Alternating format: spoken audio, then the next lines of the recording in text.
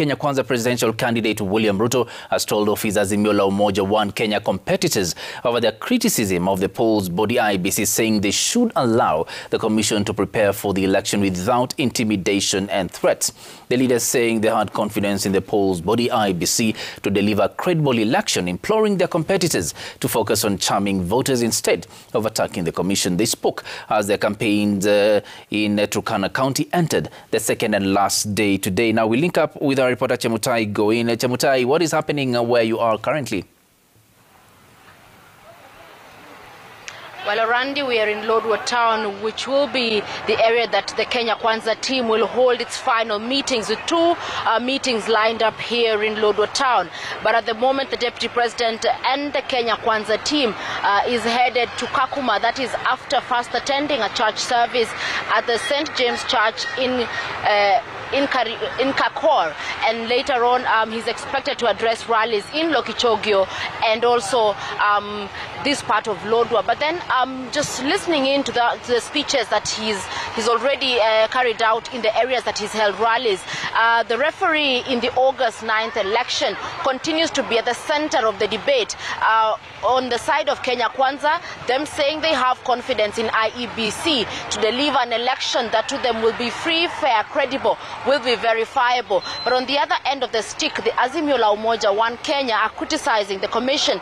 They say questions that they have leveled before the commission, letters they've written seeking answers on issues relating to preparations to the August election are yet to be answered. And yesterday we saw the running mate candidate for Azimio la Umoja One Kenya, Martha Karua, stating that they do not have confidence in the commission to carry out the August 9th election. But on this end, we expect similar responses. They've been talking about how prepared they are for the election, that their focus was not on the commission, but rather on the voters, who will be the individuals, of course, that will make that decision on who will succeed President Kenyatta. We also expect them to address that issue of, whether the complementary system to be used to identify voters should be manual. Remember, there's also been a tiff about that, while IEBC has come out to state that a manual register will be the final resort. There are still questions that are pitting the two major contenders in the election, on opposite ends of the stick.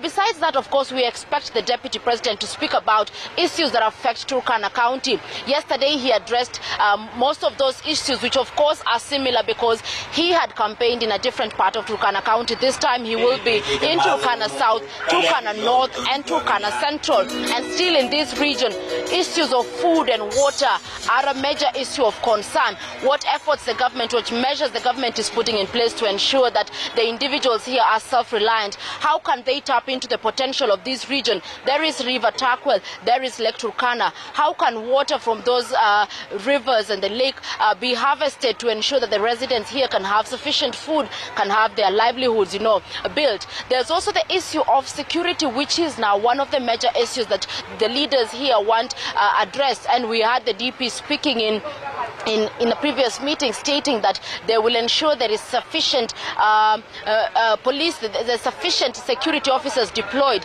together with the equipment that they are properly armed to ensure they can provide sufficient security, because with security then the livelihoods of the residents can go on, can continue, and they can build themselves. So Randy, we will be pitching tent here the whole of today, waiting for the arrival of the Deputy President, who's accompanied by Kenya Kwanza Principal Moses Wetangula. We've also seen Starehe Member of Parliament Jagwa, and of course local leaders from this particular region, including Governor Josephat Nanok and other members of Parliament who are seeking various seats. So we of course expect the DP to also campaign for those individuals seeking the various seats. Randy will be able to give you a more comprehensive report in our subsequent bulletins, of course at 7 o'clock and at 9 o'clock. And when the team gets here, stay tuned to our Citizen Digital platform, where we will be bringing you that rally live.